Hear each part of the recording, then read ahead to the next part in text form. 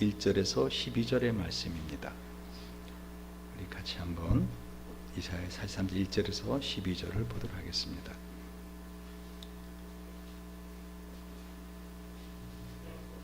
야곱아, 너를 창조하신 여호와께서 이제 말씀하시느니라. 이스라엘아, 너를 조성하신 자가 이제 말씀하시느니라. 너는 두려워 말라. 내가 너를 구속하였고 내가 너를 지명하여 불렀나니 너는 내 것이라. 내가 물 가운데로 지날 때 내가 함께할 것이라. 강을 건널 때 물이 너를 침몰치 못할 것이며 내가 불 가운데로 행할 때 타지도 아니할 것이요 불꽃이 너를 사르지도 못하리니 대전하는 여호와 내 하나님이요 이스라엘의 거룩한 자요 내 구원자임이라. 내가 애굽을 너의 속량물로 구스와 스바를 너의 대신으로 주었노라. 내가 너를 보배롭고 존귀하게 여기고 너를 사랑하였은즉 내가 사람들을 주어 너를 바꾸며 백성들로 내 생명을 대신하리니 두려워 말라. 내가 너와 함께하여 네 자손을 동방에서부터 오게 하며 사방에서부터 너를 모을 것이며 내가 북방에게 이르기를 놓으라 남방에 이르기를 구려하지 말라. 내 아들들을 원방에서 이끌며 내 딸들을 땅끝에서 오게 하라. 무릇 내 이름으로 일컫는 자 곧 내가 내 영광을 위하여 창조한 자를 오게 하라. 그들을 내가 지었고 만들었느니라. 눈이 있어도 소경이요 귀가 있어도 귀머거린 백성을 이끌어내라. 열방은 모였으며 민족들이 회집하였은들 그들 중에 누가 능히 이 일을 고하며 이전 일을 우리에게 보이겠느냐. 그들로 증인을 세워서 자기 옳음을 나타내어 듣는 자들을 옳다 말하게 하라. 나 여호와가 말하노라. 너희는 나의 증인 나의 종으로 택함을 입었나니 이는 너희로 나를 알고 믿으며 내가 그인 줄 깨닫게 하려 함이라. 나의 전에 지음을 받은 신이 없었느니라. 나의 후에도 없으리라. 나 곧 나는 여호와라. 나 외에 구원자가 없느니라. 내가 고하였으며 구원하였으며 보였고 너희 중에 다른 신이 없었나니 그러므로 너희는 나의 증인이요 나는 하나님이니라. 여호와의 말씀이니라. 아멘. 옆 사람에게 당신이 하나님 사랑의 증인입니다 라고 축복해 주시기 바랍니다. PPT를 넘길 수 있게 좀 해주세요. 다시 한번 당신이 하나님의 편지입니다. 네, 그래요. 눈을 보면서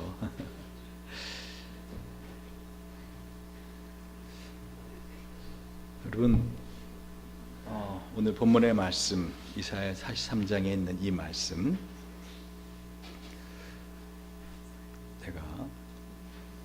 제가 넘기는데 잘 안 넘겨지네요. 처음부터 자, 이걸 보세요. 한명철이라는 현재 독일 베를린 예술대학 교수가 쓴 피로사회라는 책이 있습니다. 한국에서도 올해의 책으로 선정되는 등 아주 요즘 뜨는 책입니다. 이분이 말하기를 시대마다 그 시대에 고유한 질병이 있더라는 것입니다. 여러분 시대마다 그 영적인 그 흐름이 있습니다.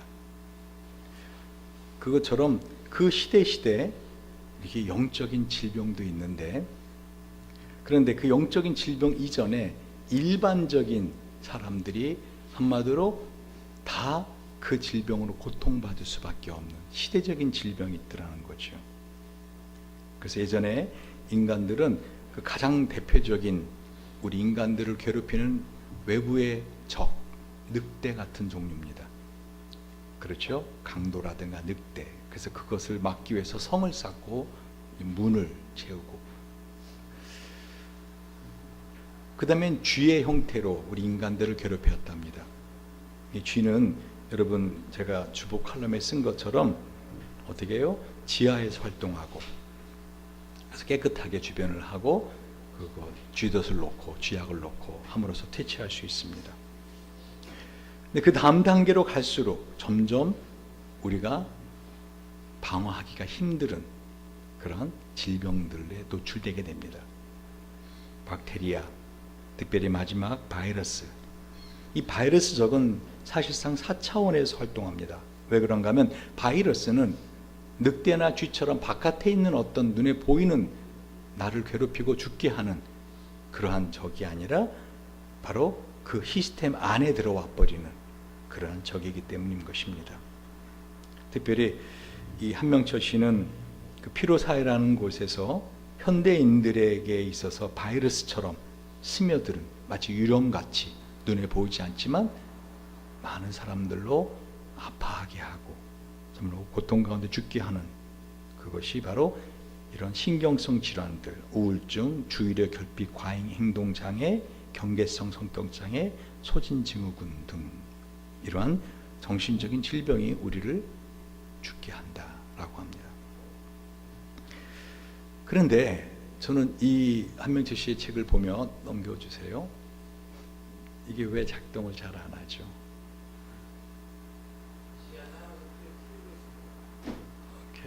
오케이. 하지 마세요. 그냥 두세요. 내가 할게요. 글씨 작아도 돼요. 내가 읽어드릴게. 특별히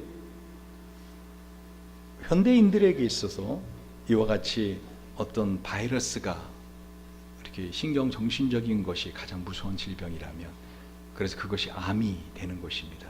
암의 가장 큰 원인은 뭐죠? 스트레스입니다. 스트레스는 바로 우리의 마음속에 들어와 있는 바이러스와 같이 한민지 씨가 말한 것처럼 어떻게 해요? 눈에 보이지 않는 원인입니다. 근데 저는 우리 크리스천들을 생각할 때 우리 크리스천들이 이 당뇨병 환자, 당뇨병 바이러스에 감염되어 있지 않은가 하는 생각을 하게 되었어요. 왜? 당뇨병의 특징은요, 세 가지죠. 많이 먹는데 몸무게가 줍니다. 갈증을 자주 느끼죠. 소변량이 많아집니다. 그래서 당뇨병 환자들은 쉽게 피로함을 느낍니다. 그래서 항상 몸이 개운하지가 않고 나른하죠. 그 당뇨 환자들이 항상 갖고 다니는 게 있죠. 뭐죠? 사탕, 초콜릿, 이렇게 단 것, 단 음료를 갖고 다닙니다. 근데 저는 현대 크리스천들이 영적 당뇨병 환자들이 되어가지 않는가. 왜요? 이 자기 자신의 어떤 그 단 것만을 좋아하더라는 것이죠. 단 것. 쓴 거는 싫어하고 단 것을. 사실은 쓴 게 몸에 좋은데 이 단 것만을 찾아다니는 신앙인들로 점점 많아지고 있지 않은가. 그래서 자신의 갈증을 자신의 입맛에 맞추어서 해결해 줄 수 있는 여러 종류의 그 단 음료를 진열하는 백화점식 이런 대형 교회로 사람들은 점점 몰리고 있지 않은가. 곧 하나님 베풀어 주신 십자가 은혜와 사랑.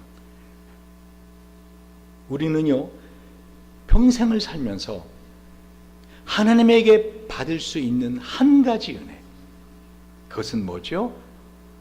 내가 나의 죄로 인해서 내 죄값을 지옥에서 치르지 않아도 된다는, 나는 예수 믿어 구원받았다고 하는 이 한 가지 은혜만 받았으면은 우리 이 땅을 살아가면서는 어떻게 해요? 받는 모든 것은 다 보너스입니다. 할렐루야.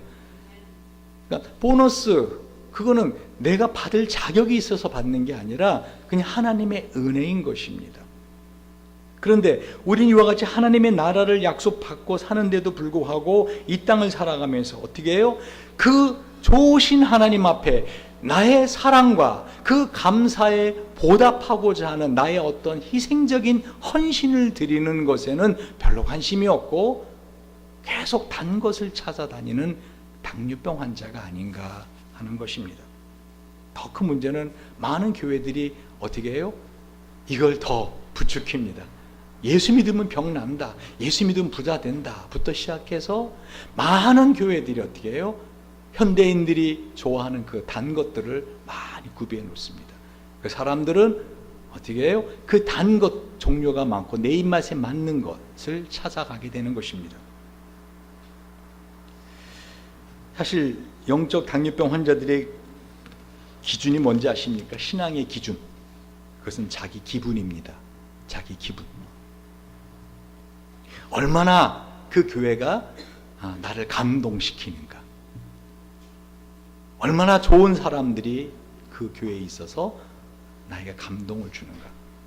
물론 우리 교회 같은 경우는 그냥 오기만 하면은 감동이 되는 그죠? 미남 미녀들이 많이 있습니다. 그냥 보기만 해도 감동이 됩니다. 할렐루야. 그런데 한마디로 말하면 영적 당뇨병 환자처럼 신앙생활을 하는데 피곤하게 하는 걸 제일 싫어합니다. 왜? 영적 당뇨병 환자 증상이 뭐라고 했어요? 갈증을 느끼고 그죠? 단 것을 찾고 그러는데 가장 중요한 증상이 피로감을 느껴서 몸이 항상 피로해요. 그러니까 피곤하게 하는 신앙생활 no thank you. 그 중에 하나는 소변량이 많다 그랬잖아요. 그러니까 교회를 고르는 조건 중에 하나가 어떻게 해요? 깨끗한 화장실이 많이 있는 교회. 영적 당뇨병 환자들의 공통된 증상이라는 것입니다. 그런데요, 저는 현대인들의 이 당뇨병 환자들, 이 환자들보다 더 심각한 환자들이 있다고 생각했어요. 오늘 목사님 본문부터 딱 시작하시는데 우리 목사 설교 스타일이 또 안 하시던 PPT 또 하시고 왜 병은 또 나열하시고 중요하다는 거죠. 제가 왜 오죽한 PPT를 만들었겠어요. 그냥 말하는 것보다 여러분 집중해야겠다. 오늘 이 메시지가 참 중요한 메시지다. 보십시오.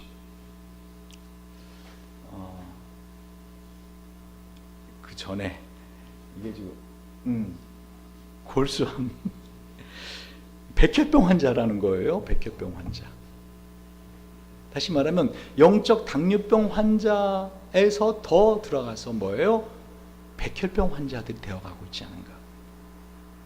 이 백혈병은요, 암이라는 이름이 안 붙어 있죠. 근데 암이에요. 이 암은요, 두 종류입니다. 의학적으로 이 어떤 그 종양을 만들어내는 고형암이 있고요. 이 어떤 그런 조형, 어떤 덩어리는 없는데 암인 그런 것을 보통 비고형암이라 그럽니다. 이 백혈병은 바로 비고형암. 그래서 혈액에서 발생하기 때문에 혈액암이라 그럽니다.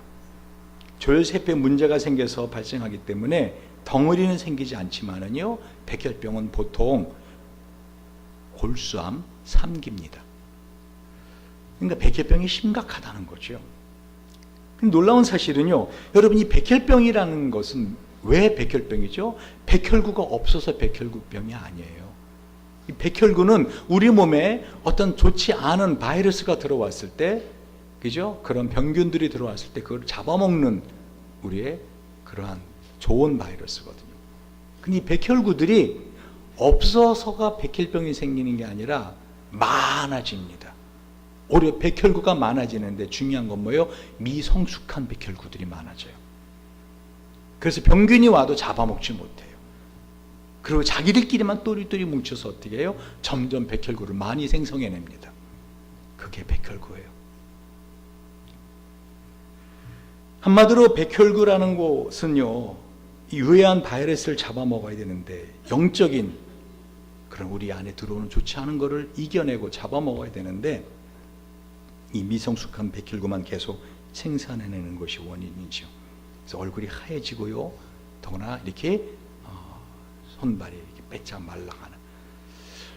저는 이 현대인들의 질병, 현대인들의 한마디로 소리 없는 이 무서운 적들, 늑대나처럼 눈에 보이는 쥐 같지 않고, 그러나 분명히 우리 안에 파고 들어와서 우리의 삶을 건강하게 하지 못하는 이것들이 우리에게 정말 무서운 적이다 하는 생각을 하게 되었다는 것입니다. 더 무서운 건 뭐죠? 이 백혈병 환자가 자신이 백혈병을 모른다는 데 더 문제가 있어요. 저는 이 세상 사람들이요, 좀비 같아요. 여러분 좀비 아십니까? 살아서 움직이긴 해요.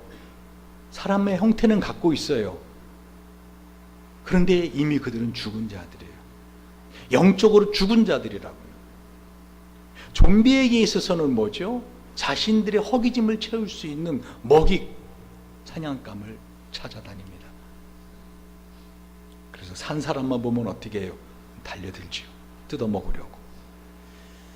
우리는 이젠 예수의 피를 공급받아서 영적으로 살아난 좀비에서 산 사람이 되었습니다. 그러나 영적 당뇨병 환자나 골수암인 백혈병 환자 같은 삶을 살고 있지는 않은가, 저는 그거를 지금 말씀드리고 있는 거예요. 우리가 지난 시간에 어떤 말씀을 들었습니까? 보라, 내가 새 일을 행하리니 이제 나타낼 것이라 너희가 그것을 알지 못하겠느냐? 정령이 내가 광야의 길과 사막의 강을 내리니 장차 들짐승 곧 사람과 및 타조도 나를 존경할 것은 내가 광야의 물들을 사막의 강들을 내어 내 백성 나의 택한 자로 마시게 할 것임이라. 이 백성은 내가 나를 위하여 지었나니 나의 찬송을 부르게 하려 함이니라. 그러므로 너희는 어떻게 해요? 이전 일을 기억하지 말며 이전 일을 생각하지 마라. 보라, 내가 새 일을 행할 것이다 라고 하신 말씀을 지난주에 들었습니다. 할렐루야. 오늘 처음 저에게 오셔서 말씀을 듣는 분들을 제외하고는 어떻게 해요? 지난주 말씀이 기억나셔야 됩니다. 이 말씀은 계속 시리즈로 하는 말씀이기 때문에 지난주 말씀의 배경을 가지고 이 말씀을 하고 있는 것입니다. 다시 말씀드립니다. 주님께서 내가 새 일을 행하리니 라고 하시면서 너는 이전 일을 기억하지 마라, 옛적 일을 생각하지 마라 하셨을 때 이전 일, 옛적 일이 무엇이라고 하십니까?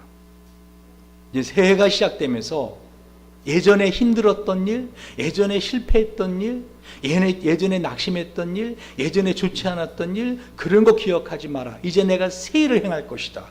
너의 삶에 있어서 너가 상상도 하지 못하고 너가 기대하지도 못했던 놀라운 일을 내가 이해 행할 것이다 라고 하나님 약속하신다 하지 않았습니까? 그렇죠?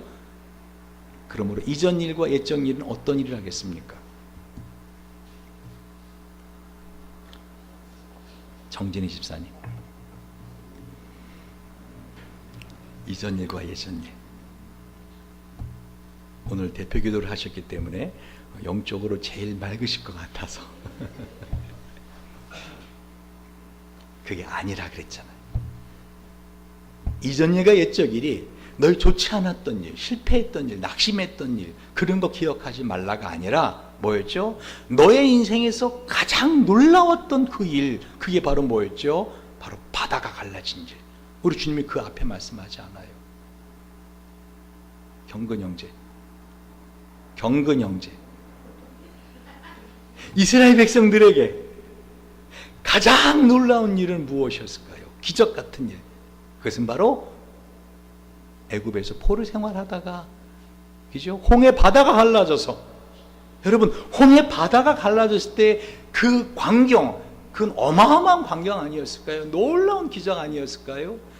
제가 어떻게 한번 보여드릴까 하다가 제 발판에 이렇게 보여드릴 수밖에 없습니다. 여러분, 놀라운 일이 벌어졌던 거예요. 바다가 갈라진 거예요. 바다가. 이거는 기적 중의 기적이었습니다. 여러분, 그저 바다가 갈라졌네 라고 생각하지 말고 여러분 한번 생각을 한번 해보시기 바랍니다. 제가 늘 말씀드리지만 제 설교는 제발 머리를 갖고 와서 들으라고 하지 않습니다. 머리는 모자 쓰고 안경 쓰고 삥 꽂으라고 있는 게 아니라 생각하라고 있는 거라고요. 생각을 해보시라고요. 주님 뭐라 그래요? 내가 예전에 바다를 갈랐던 그 일, 너희의 원수들을 그 바다에 다 쓸어 넣었던 그 일을 기억하지 말라. 이게 뭐죠? 이제까지 너의 인생에 살면서 너가 가장, 이건 기적이야, 이건 정말 놀라운 일이야 하는 그 좋은 일, 인생에서 가장 좋았던 일, 그거보다 더 좋은 일, 그거보다 너가 상상도 할 수 없는 일, 내가 생각하지도 못한 그 일, 바로 이 광야에 길을 내주고 이 사막에 강이 나는 것 같은 놀라운 것을 내가 너한테 해줄 것이니 너는 예전 일을 기억하지도 말고 과거를 생각하지도 말라. 왜? 사람은 무엇인가를 기대하고 믿음을 가진다 할 때 과거의 것에 한계를 갖거든요. 우리 경근 형제 잠이 확 다 깬 것 같은데 눈이 초롱초롱해졌는데, 경근 형제 인생에서 가장 놀라웠던 일은 뭐예요? 이건 기적이야, 내 인생에 이렇게 행복한 일이 있다니. 뭐였죠? 아멘. 우리 나연 자매를 만났던 거.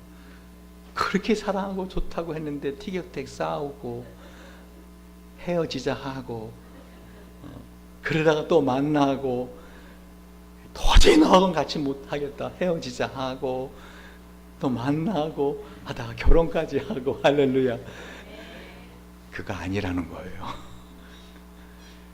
만약에 정말로 경근 형제 인생에 있어서 나연자매를 만나게 내 인생 가장 큰 기적이고 축복이고 놀라운 황홀한 일이었다라고 한다면 너의 인생에서 내가 너와 함께 할 것이며 내가 너의 인생에서 광야의 길을 내는 것처럼 사막에 강을 내는 것처럼 놀라운 일을 행할 것이다 라고 하나님은 약속하시더라는 것입니다.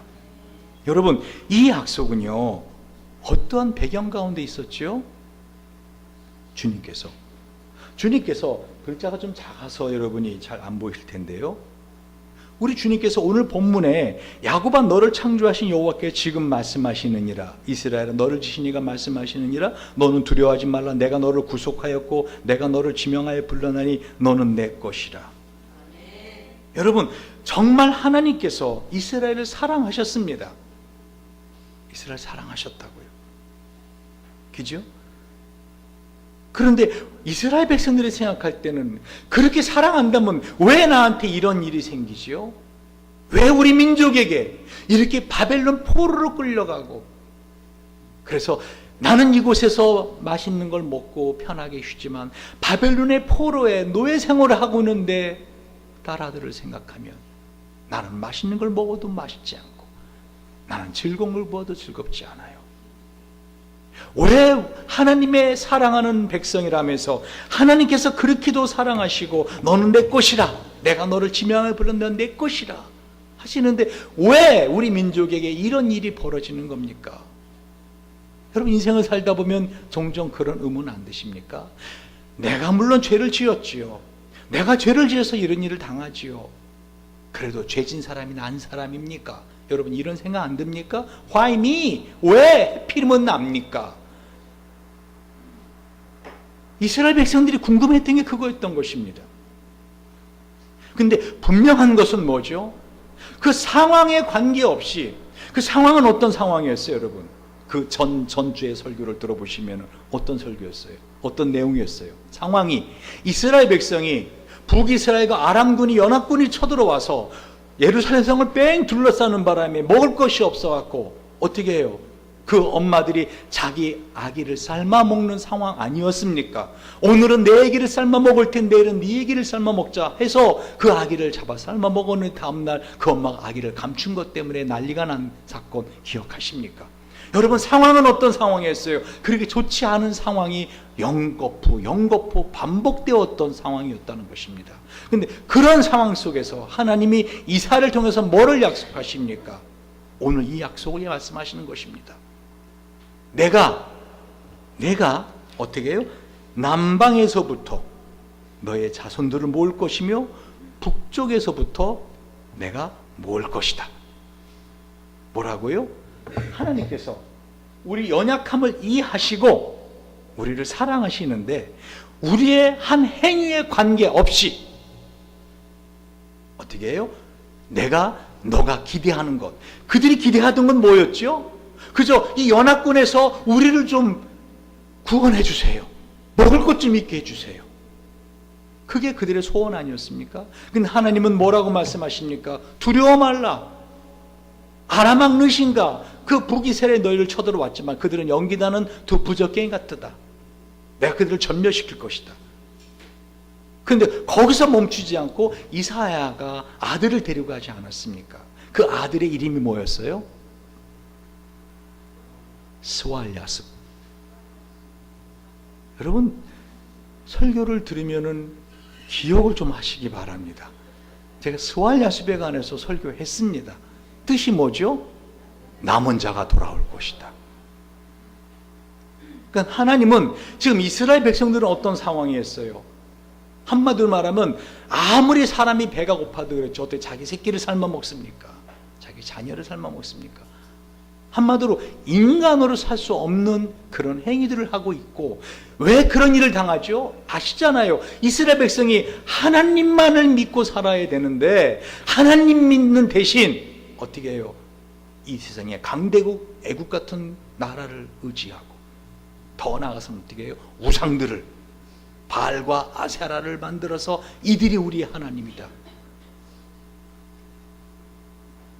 제가 우리 진수를 키워서 결혼하면서요, 하나님의 심정을 이해하는 게 몇 가지가 있습니다. 물론 우리 노아를 키워서 보낸 그쪽 부모님들도 그러겠지만, 우리 진수는 태어나서 결혼하기 전까지 늘 저랑 같이 있었거든요. 우리 그래서 오죽하면은 유학 갈 때도 내가 어떻게 해요? 가족은 같이 있어야 된다 하고 끌고 다녔습니다. 결혼을 딱 하더니 눈에 안 보이는 거예요. 그런데 가끔 가다 전화를 하거나 만나서 할 때는 틱틱거리고 저한테, 그런데 장인한테 하는 걸 제가 봤거든요. 아버님 표정이 달라요 벌써. 아버님, 네, 아버님, 야. 속으로 네 애비 여기 있는데. 은근히 배신감 느껴요 제가.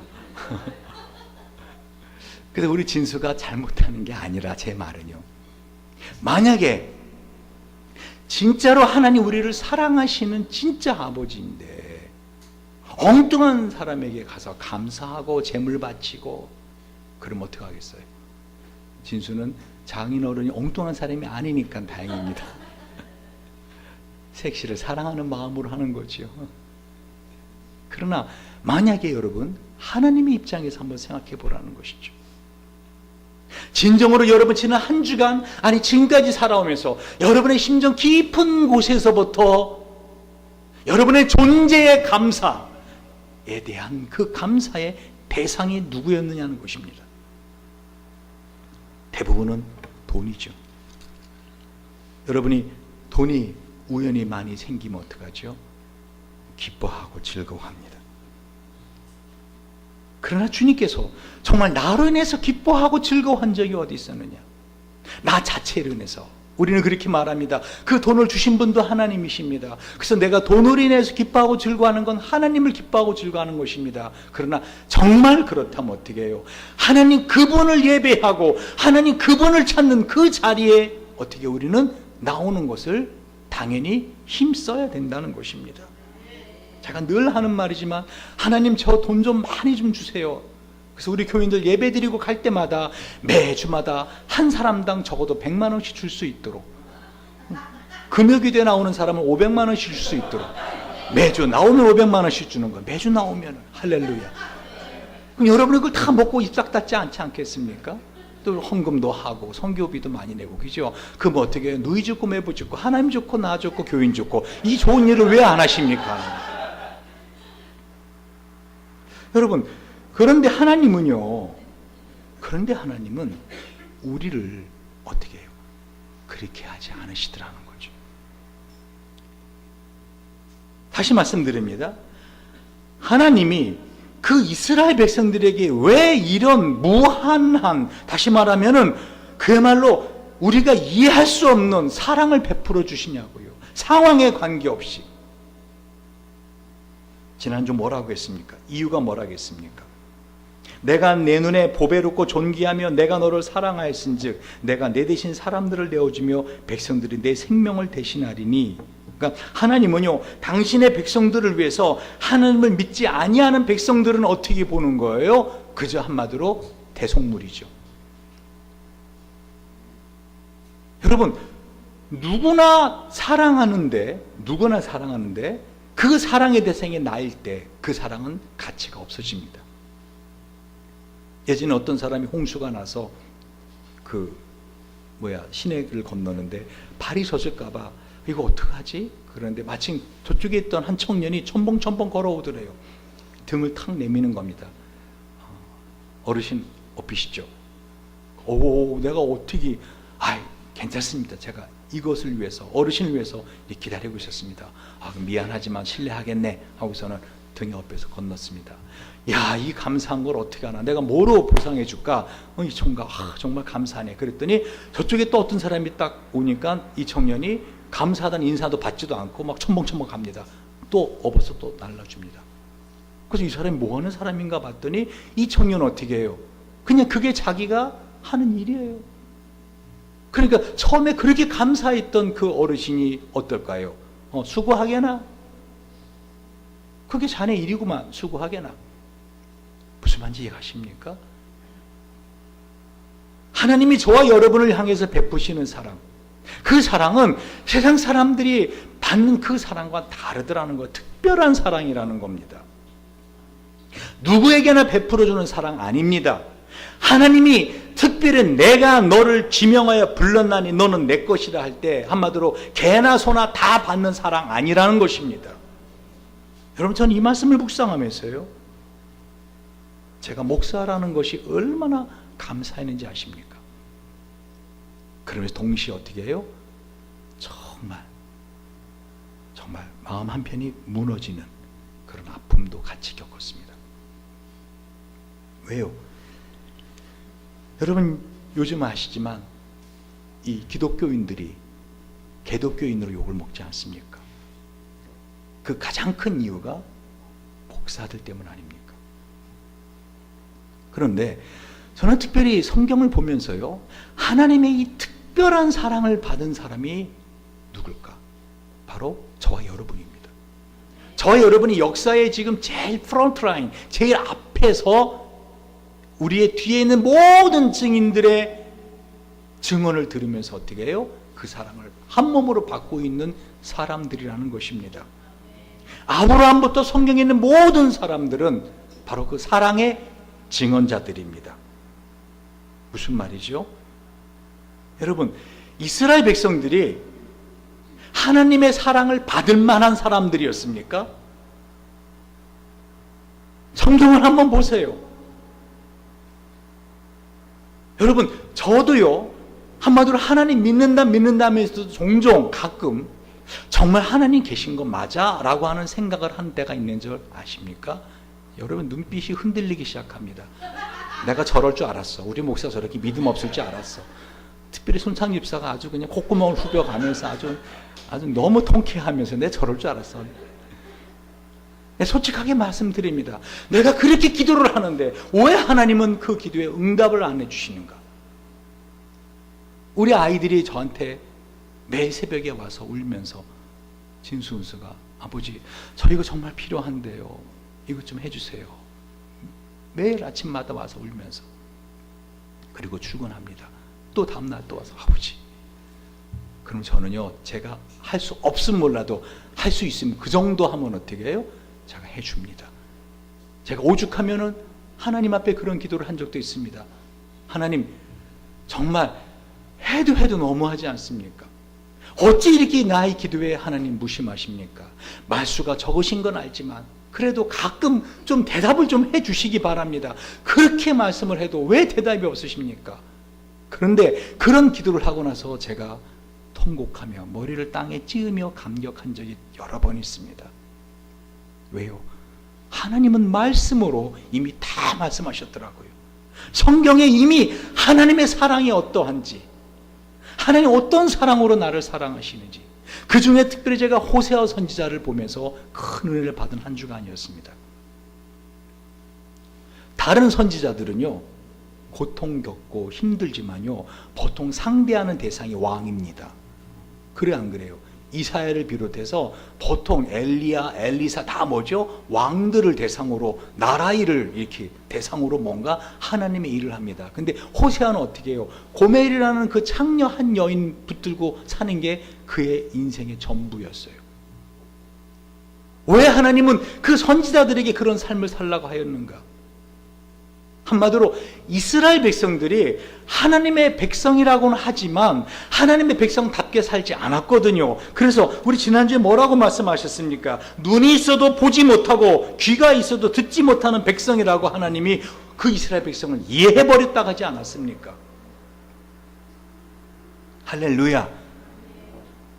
하나님이 얼마나 답답하시면은 그 이스라엘 백성을 향해서 뭐라고요? 너희들은 눈이 있어도 보지 못하고 내가 너를 향해서 어떤 사랑을 베풀어 주는지 너는 보지 못하고 귀가 있어도 나의 그 사랑의 소리를 듣지 못하는 사람들이구나 하고서 어떻게 해요? 아예 우리를 그와 같이 하나님의 은혜를 깨닫지 못하는 장애자로 영적인 문둥병자와 같이 생각했다는 것입니다. 오죽하면 이사야 43장 23절을 보실래요? 22절부터 봅니다. 그러나 야곱아 너는 나를 부르지 아니하였고 이스라엘아 너는 나를 괴로워하였으며 네 번제 양을 내게로 가져오지 아니하였고 내 제물로 나를 공경하지 아니하였느니라. 나는 예물로 인하여 너를 수고롭게 아니하였고 유황으로 인하여 너를 괴롭게 아니하였거늘 너는 나를 위하여 돈으로 상품을 사지 아니하며 희생의 기름으로 나를 흡족하게 아니하고 내 제짐으로 나를 수고롭게 하며 내 죄악으로 나를 괴롭게 하였느니라. 나는 나를 위하여 네 허물을 도말하는 자니 없애는 자니 내 죄를 기억하지 아니하리라. 여러분 말이 너무 이상하지 않아요? 오늘 앞부분 주님 뭐라고 말씀하세요? 너희가 나를 괴롭게 한다. 너희 죄악이 나를 괴롭게 한다. 너희가 온갖 번제할 양을 갖다가 다 우상들에게 갖다 주는구나. 나에게 갖다 주지 아니하는구나. 그런데 어떻게 해요? 내가 너를 죄를 용서해 주겠다. 왜요? 왜요? 주님의 사랑이에요. 그러니까 그 많은 선지자들은 아브라함부터 모든 선지자들, 엘리야, 엘리사, 호세아, 요엘, 모든 선지자들은 다 뭐를 증언하는 사람들이에요. 하나님의 사랑은 그럼에도 불구하고의 사랑이다. 할렐루야. 금요일날 우리 공대 전사님의 설교에 제가 큰 은혜를 받았어요. 사랑의 종류가 많다. 그렇게 하니까 해준다. 조건적인 사랑 등등. 그런데 그럼에도 불구하고의 사랑이구나. 십자가의 사랑은. 근데 그거를 아주 절실히 느낀 그 사람들이 선지자들이고 그 하나님의 사랑이 어떻게 해요? 반응하며 산 사람들이에요. 그러니까 이사야 같은 경우도 빨가벗고 3년 동안 살아라 그랬더니 어떻게 해요? 빨가벗고 살지 않습니까? 사람들이 왜 빨가벗으셨습니까? 선지자님, 너희가 살아계신 하나님을 믿지 않고 너희가 자꾸 애국 그 강대국을 믿는데 그 애국 군인들이 이렇게 빨가벗긴 채로 포로로 잡혀갈 것이다. 하나님을 믿어라. 하나님의 그 사랑의 증인들로 살았던 것입니다. 근데 호세아 선지자를 보세요. 여러분, 저는 호세아서를 묵상하면서요, 여러분, 호세아 선지자가 그 아내, 창녀였던 그 아내 고멜을 사랑했을까요? 아니면은 하나님이 창녀를 데려다 살으라니까 마지 못해서 진짜 정말 찝찝한데 데리고 살았을까요? 여러분, 애까지 낳았잖아요. 근데 애 낳는데 또 나가서 또 창녀 짓 하잖아요. 그죠? 그래갖고 포주한테 또 걸려가지고 어떻게 해요? 거기서 호세아가 가서 몸값 지불하고 또 아내를 데려오잖아요. 또 애를 낳고 살다가 또 나가서 또 창녀짓 하잖아요. 가서 몸값 주고 또 데려오잖아요. 여러분, 호세아가 그 아내 고멜을 사랑하는 마음이 있었을까요? 아니면은 하나님이 하라니까 정말 죽기보다 싫은데 마지못했을까요?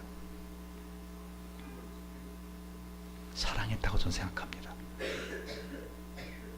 왜요? 지금 호세아를 통해서 하나님 보여주고자 하는 게 뭔지 아십니까? 내가 너희를 사랑하는 게 이 호세아가 그 아내 고멜을 사랑하는 것과 같다라는 것입니다. 너희는 창녀와 같다라고 하시는 거예요, 주님이. 너희가 나를 사랑한다고 하면서도, 너희가 나를 믿는다고 하면서도 너희가 끊임없이 나 아닌 만몬을 더 믿지 않느냐, 돈의 신. 너희가 나를 사랑하고 나를 갖다가 존경한다 하면서도 너희가 나 아닌 다른 대상을 더 사랑하고 의뢰하지 아니하느냐. 우리는 끊임없이 하나님 사랑한다고 할렐루야 하고 딸랑딸랑 나는 주님의 종입니다. 그러다 어떻게 세상을 휙 돌아서서는 나는 당신의 종입니다. 근데 주님 어떻게 우리를 끊임없이 용서하시고 끊임없이 우리를 회복시켜 주시더라는 거죠.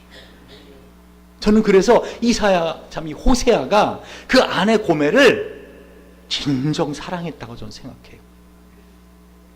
그런데 한번 생각해 봅시다. 거기에 또 다른 자칭 선지자가 창녀인 여자를 좋아하는 거예요. 그죠? 그래도 한 창녀, 두 창녀가 아니라 하여간 창녀를 좋아해요. 일반 교수집 여인들보다는 장녀를 좋아하는 거예요. 뭐 왜 좋아하는 여러분 상상에 맡기겠습니다. 난 일반 여자들하고는 별로 행복하지 않아, 즐겁지 않아 삶이. 그래서 어떻게 장녀를 좋아해요. 그래서 하는 말은 뭐라는 줄 아십니까? 나는 하나님의 이 사랑을 표현하고 있어.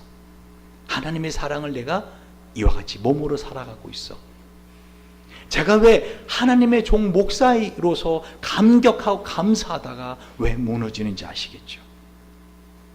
목사라고 하는데 어떻게 사실은 그 호세아가 그 아내 고멜을 사랑하는 것 같은 사랑이 아니더라는 것이죠. 지금 주님은요 우리에게 뭐를 말씀하시려고 그래요? 여러분이 지금까지 인생을 받은 사랑 있잖아요. 은혜 있잖아요. 할렐루야. 그것이 어떤 사랑인지를 기억해내라는 거예요. 아까 제가 진수 얘기를 잠깐 했지만요, 제가 사실은 이 얘기를 하려고 잠깐 한 거예요. 제가 우리 진수가 정말 이쁘고 사랑스럽게 보인 게 지난주였어요. 왜? 저희 집에 잠깐 와서 우리 노아가 수련회를 가는 바람에, 이랜드에 수련회 가는 바람에 저희 집에 하룻밤을 잤어요. 근데 연말정산을 이렇게 하는데 진수가 하는 말이에요. 아빠, 글쎄 노아하고 제가 이렇게 연말정산하면서 헌금한 걸 보니까요 1,000만 원이, 1,500만 원이 훨씬 넘어요 1년에. 그러면서 교회에다가 헌금한 것뿐만 아니라 이렇게 노아 같은 경우는 뭐 여러 어떤 고아나 어떤 그런 단체, NGO 단체에 헌금한 게 그렇게 많아요. 그래서 재산 그 관리해주는 그 친구가 있었나 봐요. 어쨌든 그 부분을 그러더니 딱 하는 말이, 당신네 집은 헌금이 너무 많습니다. 헌금을 줄이십시오. 그랬더니 노아가 하는 말이, 제 며느리입니다. 노아는 하는 말이, 하나님께 드릴 수 있음이 감사하니까 전 더 드리고 싶어요. 제가 아무 말도 안 했지만요 속에서 울컥, 며느리 잘 드렸다. 진수야, 넌 어떻게 그렇게 괜찮은 여자를 어떻게 그렇게 잡았냐. 그러니까 제 마음에 장인에 대한 마음이, 우리 장인어른에 대한 마음이 얼마나 감사한지. 우리 장인어른의 순수하고 신성이 좋은 거를 노아가 다 받았구나. 할렐루야. 근데 지난주에도 장인어른이 어떻게 배집하고 배상자까지 선물해 오니 제가 또 감동이요 감격이요. 얼마나 장가를 잘 보냈는가. 들어보세요. 말씀을 정리해야 되는데요, 하나님은요 우리에게 어마어마한 사랑을 베푸시고 계십니다. 한마디로 말도 안 되는 은혜를 베풀어주고 계십니다. 지금 상황이 이런데요, 목사님 내 입장 대보세요. 절대 감사, 올해 절대 감사, 모든 것을 감사함으로 받으면 버릴 것이 없나니 그건 목사님이나 하세요. 항상 기뻐하라, 쉬지 말고 기도하라, 모든 일에 감사하라, 이는 그리스도 예수 안에서 너희를 향하신 하나님의 뜻이니라. 목사님이나 잘하세요. 내 상황이 돼보세요. 감사가 나오나? 아닙니다. 하나님이 베풀으신 은혜는요 우리의 생각과 우리의 상상 이상을 뛰어넘는 은혜를 베풀어 주시고 계시는 것입니다. 할렐루야.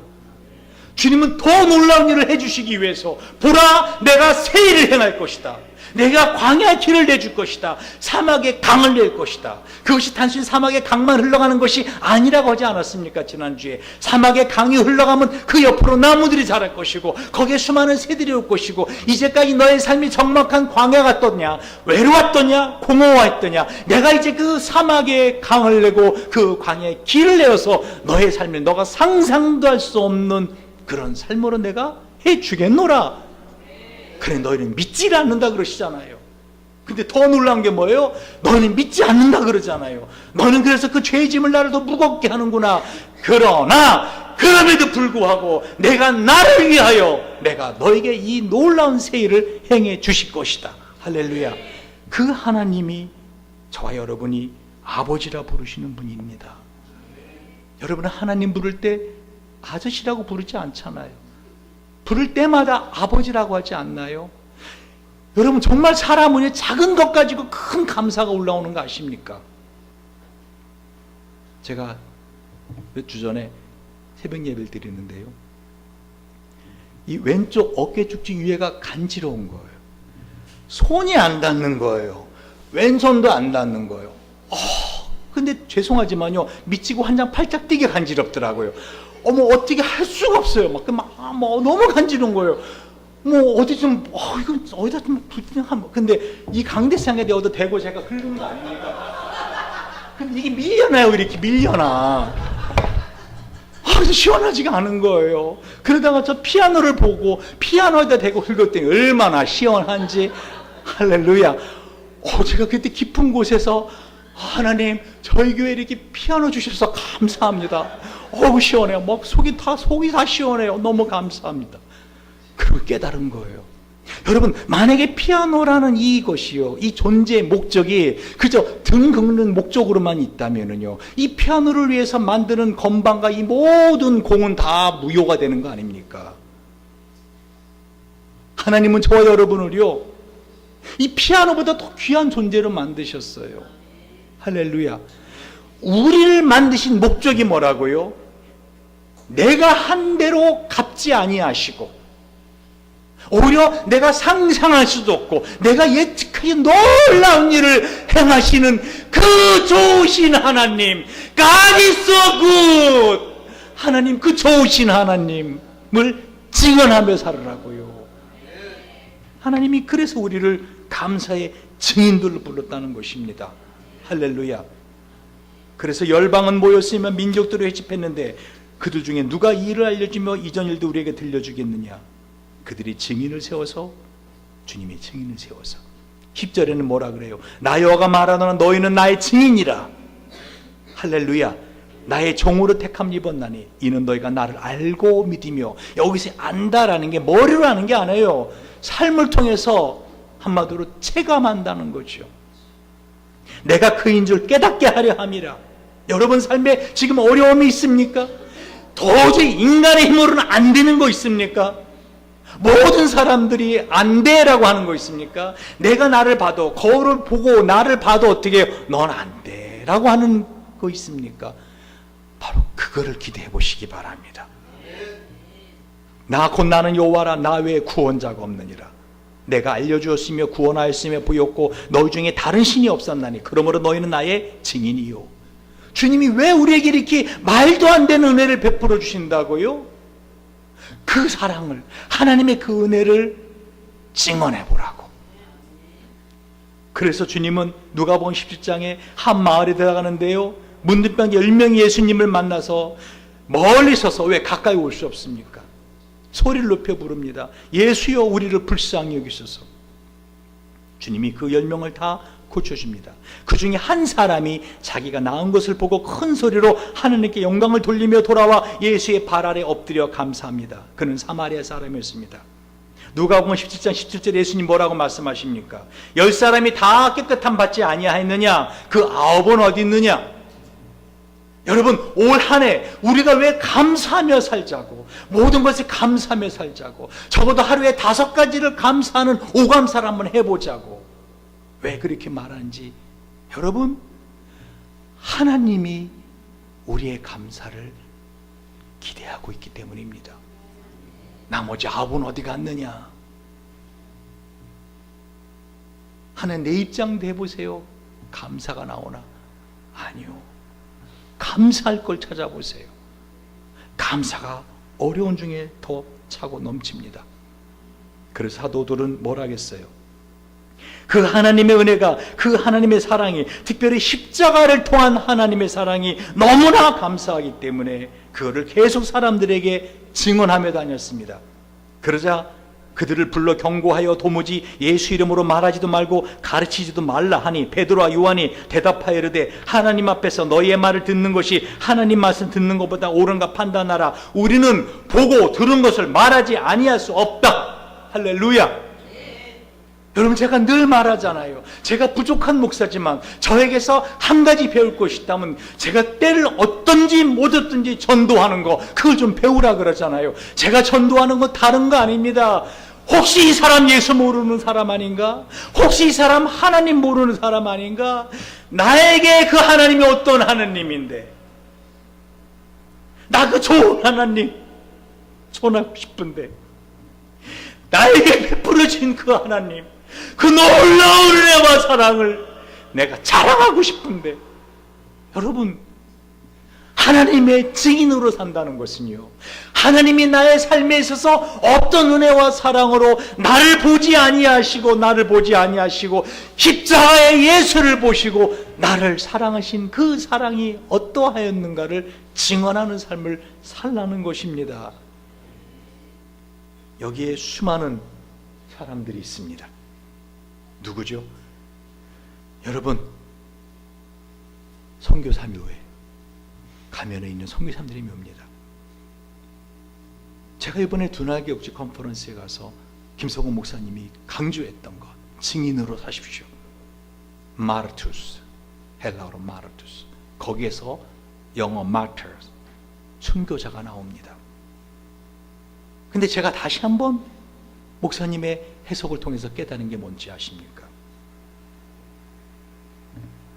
죄가 하마르티아예요. 원어로. 이 하는 부정접두입니다. 마르티아. 다시 말하면 마르투스. 증인으로 살지 않는 게 죄입니다.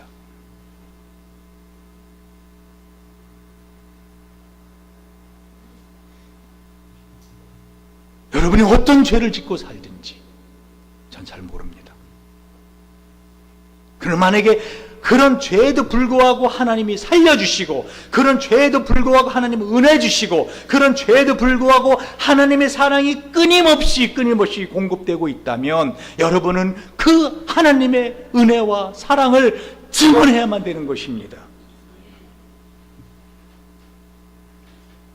여러분, 티라노사우루스보다 이 무는 힘이 더 강한, 심지어는 그 몸에 비해서 티라노사우루스 공룡보다 무는 힘이 320배나 강한 동물이 바로 이 큰 땅 핀치라는 이 새입니다.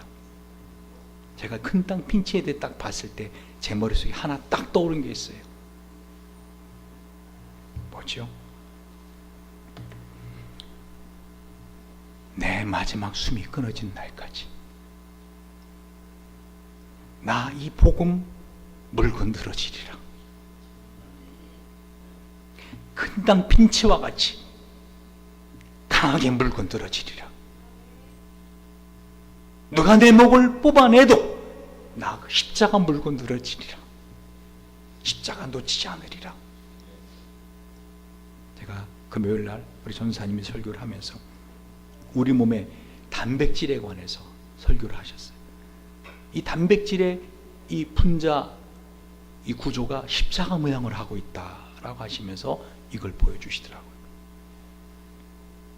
여러분, 이 단백질이라고 하는 것은 우리 몸을 구성하는 가장 기본적인 겁니다. 기본적인 거예요.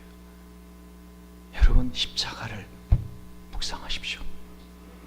십자가를 자랑하며 사십시오. 기도하시겠습니다. 우리 한번